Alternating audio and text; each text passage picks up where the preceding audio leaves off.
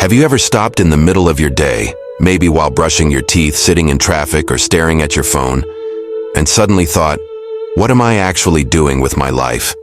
Not in a dramatic midlife crisis kind of way, but in a quiet, honest, almost unsettling kind of way. You wake up, get dressed, go to work or school, talk to people, get through the day, eat, sleep, repeat. There's a routine, a rhythm, and somewhere in between, you assume you're living. But are you? Jiddu Krishnamurti once said that most people aren't actually living. They're just repeating ideas, repeating beliefs, repeating desires that were never really their own. And the wildest part? We don't even realize we're doing it. From the moment we're born, we're taught what to believe, what success looks like, what failure feels like, what's right, what's wrong, what's worth chasing, and what should be avoided at all costs. We're told we need to be someone, so we pick a path, or have one picked for us, and we start chasing good grades, a good job, a good partner, a good life. And we think that's living. But if everything you're chasing was handed to you by someone else, are you really living your life? Or just someone else's version of it? Let's take success, for example. You probably have a picture in your mind of what success means. Maybe it's money, a house, recognition, freedom. But pause for a second. Where did that image come from? Your parents? Social media? Movies? The culture you were raised in? Is it possible that your idea of success was never truly yours? That it was planted in your mind before you ever had a chance to question it?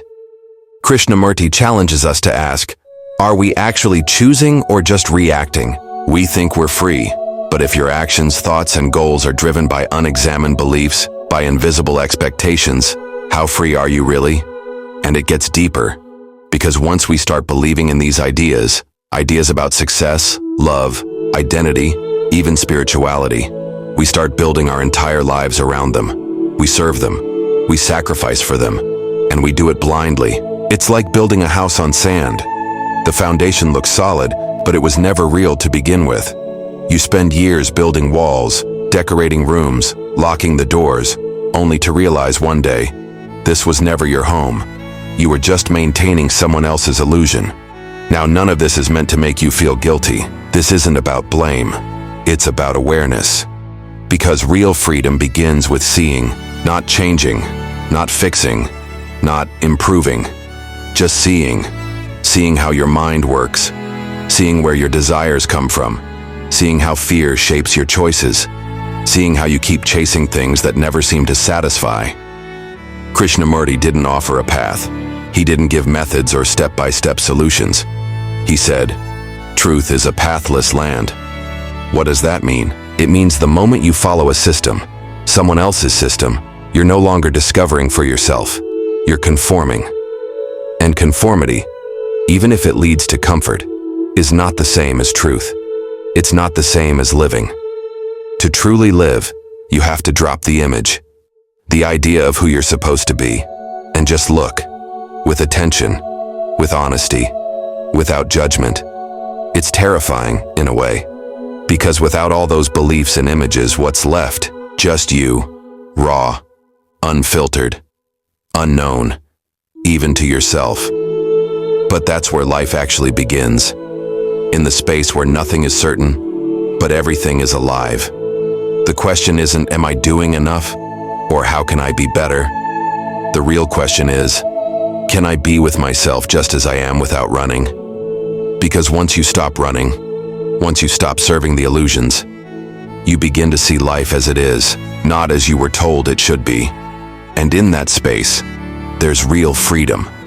Not the kind that's sold to you, not the kind that depends on achieving something or becoming someone, but the kind that simply comes from seeing clearly. So I'll ask again, are you truly living? Or just serving illusions you don't even see? Maybe the most difficult part is that these illusions aren't obvious. They're not labeled illusion. They come disguised as dreams, as responsibilities, as values we're supposed to uphold. And because everyone around us believes them too, we never stop to question. You grow up being told that productivity is virtue, that being busy equals being important. So you fill your calendar, you keep your head down, you grind. But do you ever wonder, who decided that worth comes from doing? And more importantly, who benefits from you believing that? Krishnamurti would say that any time your value is determined by something external, your job, your title, your performance, you are no longer a free human being.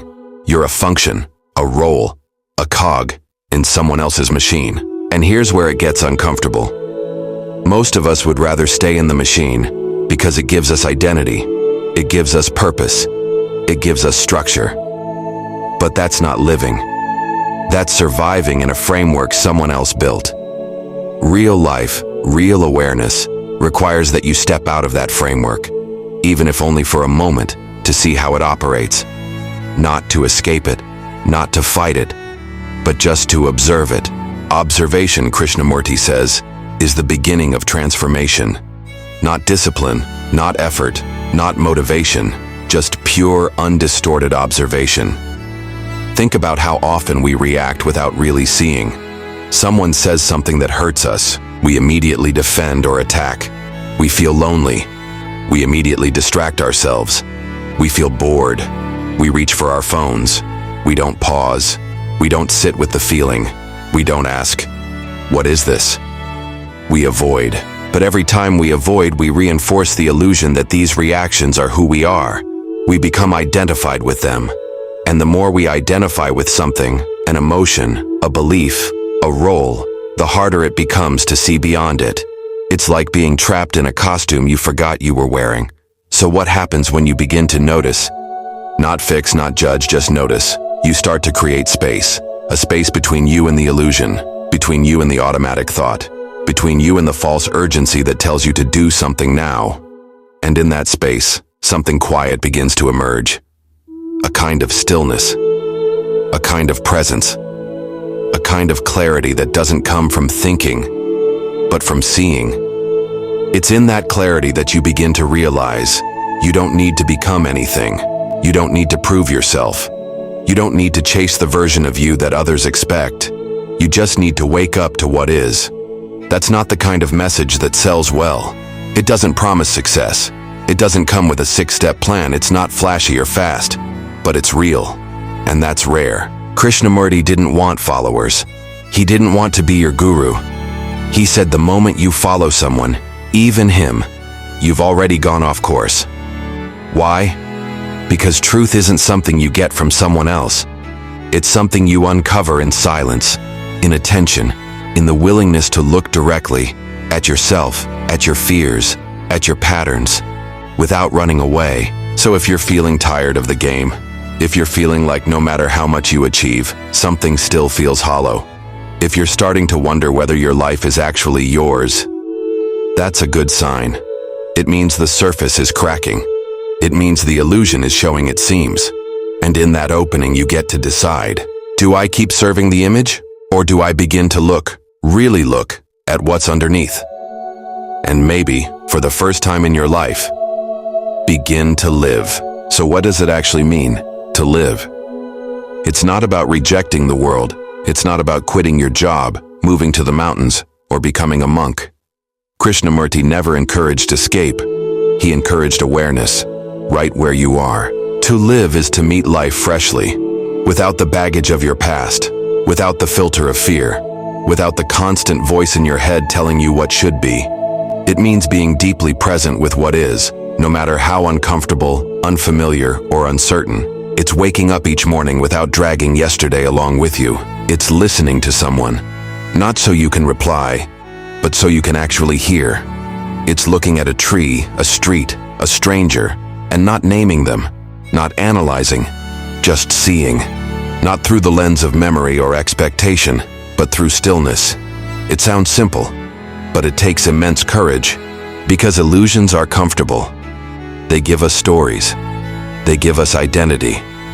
They give us something to cling to. Living without illusions means standing alone. It means being responsible, not for the world, but for your own clarity. And that kind of responsibility is rare. Most people would rather complain than see. They'd rather be told what to do than sit with not knowing. They'd rather keep chasing goals than question the system that created them. But if you've made it this far, if something inside you is stirring right now, if a part of you is quietly saying, there has to be more than this, that's not confusion. That's awareness waking up. And once it wakes up, you can't go back to sleep. You'll still go to work. You'll still have relationships. You'll still participate in the world. But the quality of how you live will shift. You'll stop rushing. You'll stop reacting. You'll stop trying to fix or become or win. And instead, you'll start observing. Not from the surface, but from a place of stillness. A place where clarity arises naturally.